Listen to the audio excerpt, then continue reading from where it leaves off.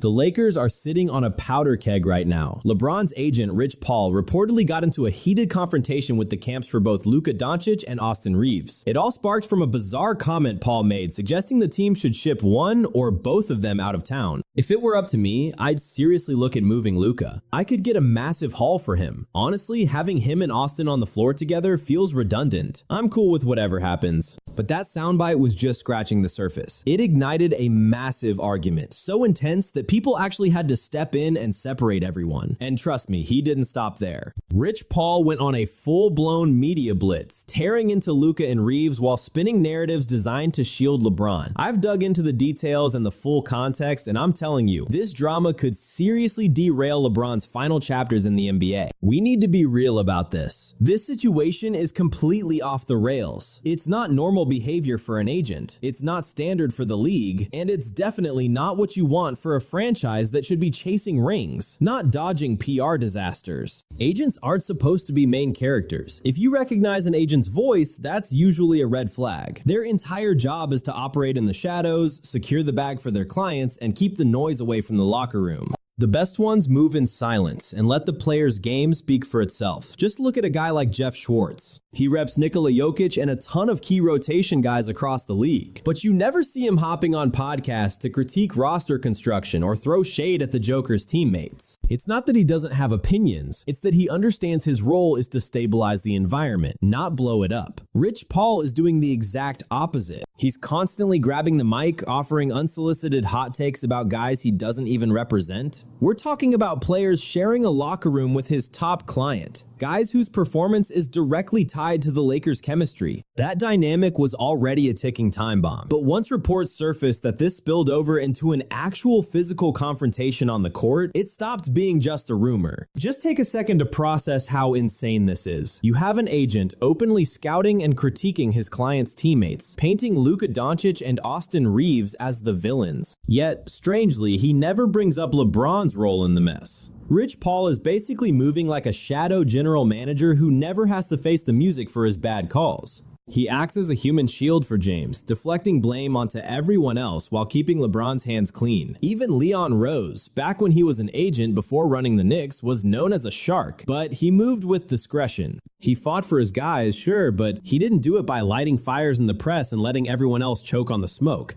That's how professionals handle business. Respected agents know there's a line you don't cross. You don't publicly trash players on your client's squad. Once you do that, there's no walking it back. That's why this situation is so baffling. It's not a slip of the tongue. This is a guy who knows he can say things that would get any other agent blackballed, simply because of the influence backing him. That arrogance doesn't just come from running Clutch Sports. It comes from a machinery that's been quietly curating narratives for years. The playbook is simple. LeBron keeps his nose clean, Rich Paul grabs the megaphone, and the media runs with the story. Once you spot the pattern, the next question answers itself. Why is he so comfortable doing this? Why does he keep hitting the podcast circuit acting like he has authority over the franchise, especially while the Lakers are nosediving? The answer begins and ends with LeBron James. Here's the deal with LeBron. For 2 decades, he's perfected the art of staying Teflon. When the ship sinks, it's never his fault. When they win, he takes the bow. That's not luck, that's a system. You won't see LeBron personally roasting his teammates on a show or demanding a roster overhaul in public. He has to maintain that stand-up guy persona. But Rich Paul, that's where the magic or the chaos happens. Paul is free to say whatever, whenever, about whoever. The crazy part is that the whole league is watching this happen, and the whispers are getting louder. Look at the Reeves drama. Skip Bayless called this out specifically regarding the dynamic between Paul and LeBron. He noted that Rich Paul went on a podcast suggesting the Lakers swap Austin Reeves for Jaren Jackson Jr., then claimed it was strictly Paul's opinion with no input from Bron. Yeah, right. We all know how the game is played. LeBron stays above the fray. Paul plants the seed. The media amplifies it. And suddenly the narrative is out there without James lifting a finger. It's not a one-time thing. Check the timeline. It's suspicious. As soon as the Lakers hit a rough patch, Rich Paul pops up everywhere framing the story. And somehow, the blame never lands on LeBron. Not once. Which is pretty rich considering the Lakers have been stacking up losses since LeBron returned to the lineup. If you look at the actual data, the team's defense is objectively worse when he's on the floor this season. With LeBron in the game, the Lakers' defensive rating hovers around 119.3. When he sits, it tightens up to about 116.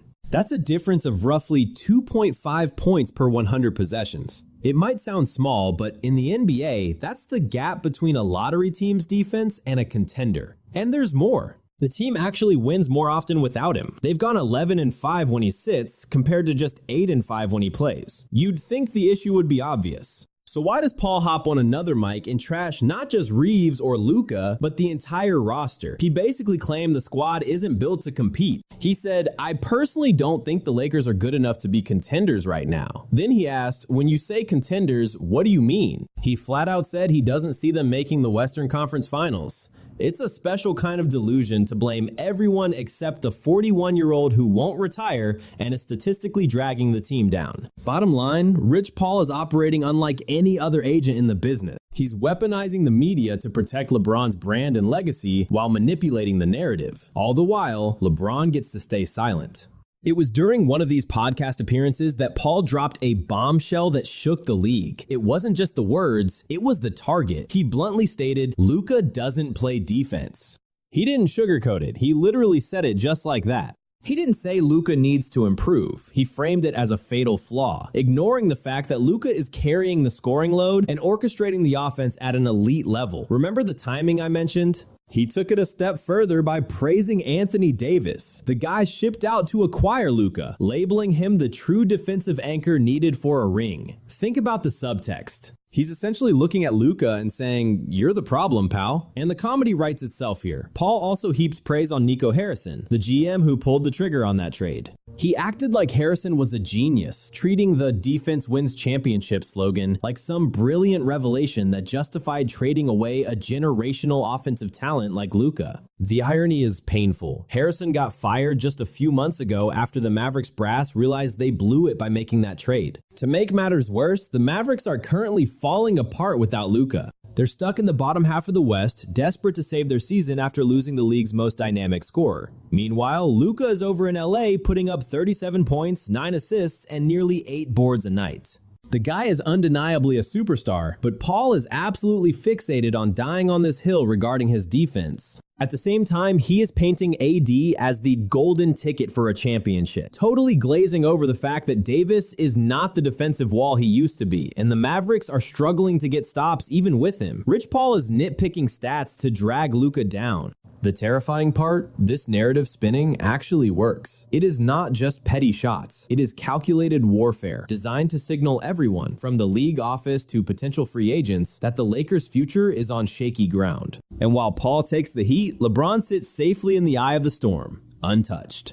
You are watching a masterclass in media manipulation unfold live. Given how he has engineered this situation, the rising friction makes perfect sense. But if you assume the drama peaked with a few podcast sound bites, think again. That was merely the opening act. Luka was not the only target in the crosshairs. This escalated into a legitimate sideline blowout during halftime of the Lakers and Hawks matchup on January 14th. The crowd was buzzing, and the vibes on the Lakers bench were toxic. That pressure had been cooking for weeks. Why? Because right after trashing Luka, Paul hopped on another mic and explicitly stated that if he were playing GM, he would ship Austin Reeves to Memphis for Jaren Jackson Jr. If I am sitting in the Lakers front office, my eyes are on the Grizzlies to make a deal for Jaren Jackson. Oh yeah, massive upgrade. I would do that in a heartbeat, but for who? Well, let me hold back on naming names for a second. Actually, forget holding back. It involves Reeves. Pure business, zero emotion. Really let that reality hit you. We are talking about a current Laker who busts his tail every night alongside LeBron, only to have a guy who does not even represent him publicly dangle him as trade bait. If you think that is just idle chatter, you are wrong. In NBA circles, that is the equivalent of a slap in the face on national television. And Paul kept going, implying Reeves needs to know his place as a bench player while the real stars shine. Look at Austin Reeves. Come playoff time, his ceiling is basically Manu Ginobili, right? If we are building a true championship roster, he is that elite sixth man. If he were on those old Spurs squads, he would be coming off the bench, no question. And Ginobili owned that role. The result? They hung 5 banners. Those are the hard choices winning organizations have to make. You do not need inside sources to see the disrespect dripping from those comments. Naturally, analysts and reporters flagged it instantly. It was labeled unprofessional and toxic, the type of friction that destroys locker rooms. Honestly, it is a bad take on Austin, considering the kid has proven he can be a primary option on a winning squad. He gets better every single year. You have to grasp the context here. Austin Reeves is not just some social media influencer chasing clout. He entered the league undrafted, meaning zero safety net. He scratched and clawed for everything he has. Unlike LaFlop, who had the red carpet rolled out, he stepped up when the lights were brightest, delivering massive playoff performances while facing suffocating pressure where every single play mattered. Then he signs a bargain deal to give the front office cap space, a selfless move you usually see from ring-chasing veterans, not young guys needing to get paid. Contrast that with LeBron, who had the entire system rigged in his favor before he even finished high school. So when Reeves gets annoyed, it is not ego. It is about protecting the career he built from scratch. Beyond the numbers, he commands genuine respect among the guys. He is the glue holding things together, the guy teammates trust to keep the culture in check. Looking at his trajectory, I have to push back on the hate.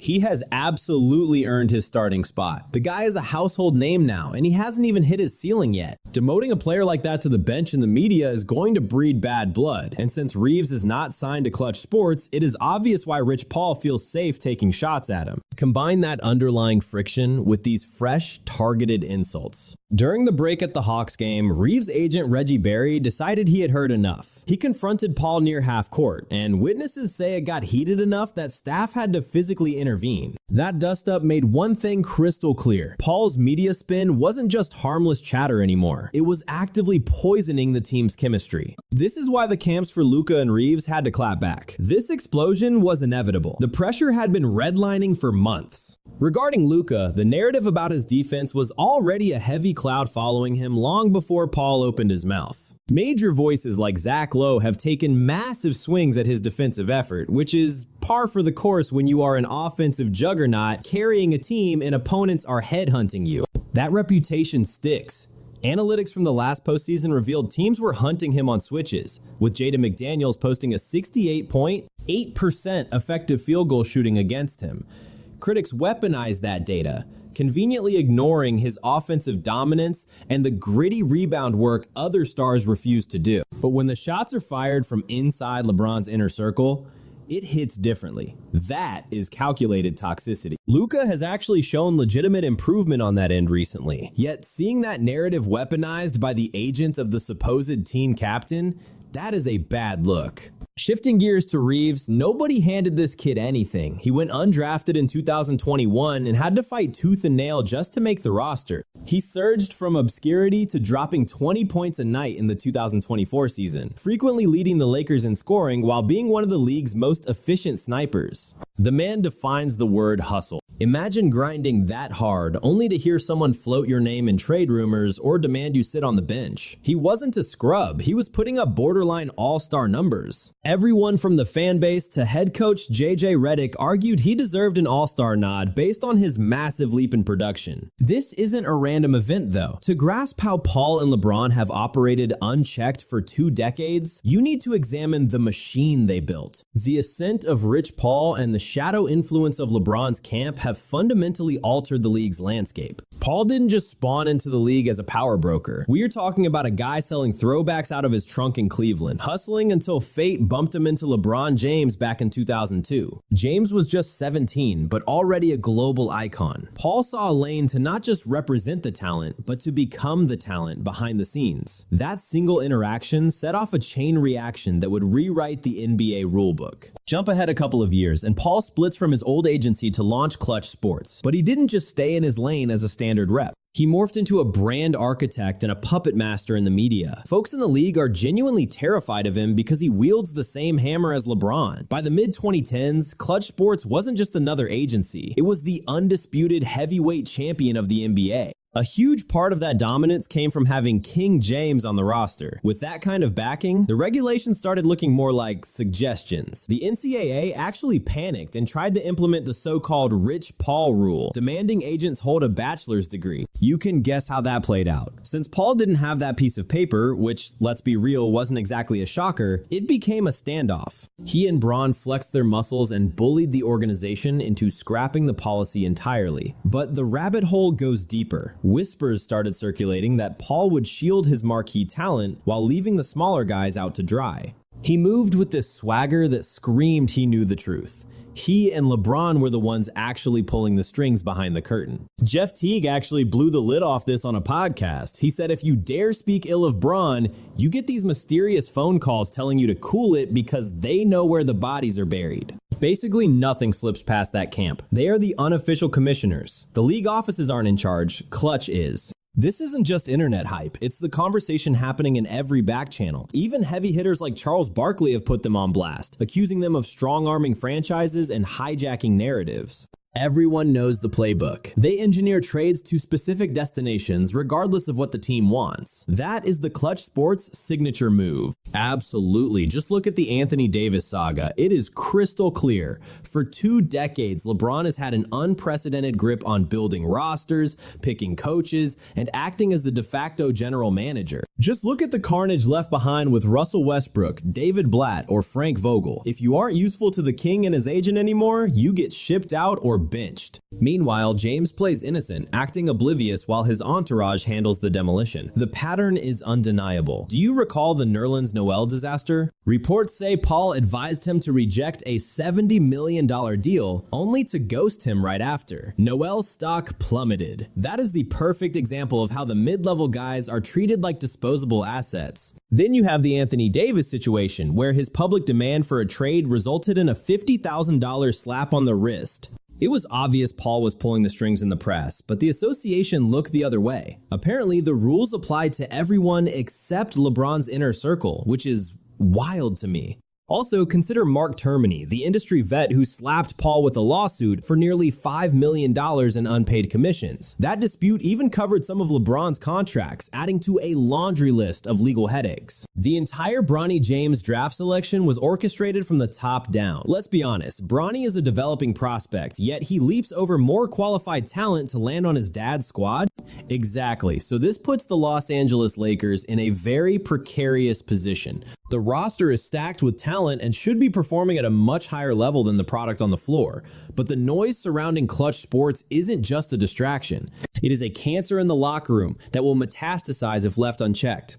You cannot foster a winning culture when the star's agent is out there treating teammates like chess pieces to be sacrificed. Paul has operated with immunity for years thanks to the shield LeBron provides. But the landscape is changing. Luka Doncic is not just an up-and-comer anymore. He is the heir apparent. The league is realizing that the old model of LeBron dictating every move has an expiration date. For the Lakers, the solution is obvious. They have to shield their guys, take back control of the narrative, and stop allowing external agents to rock the boat. That means silencing the rumors, calming any concerns regarding Reeves or Doncic, and keeping the main thing, basketball. As for the dynamic duo of Paul and James, they are walking a tightrope. If Paul continues to devalue teammates or float trade scenarios in the press, it won't just tick off the locker room, it will stain LeBron's legacy. They can either adjust their approach while there is still time, or keep stoking the flames and watch as the league leaves them in the rearview mirror. The ultimate question is this: do they stick to the old playbook and risk alienating key pieces like Reeves and potential targets like Doncic? Or do they finally prioritize the franchise and end the circus before it burns the house down?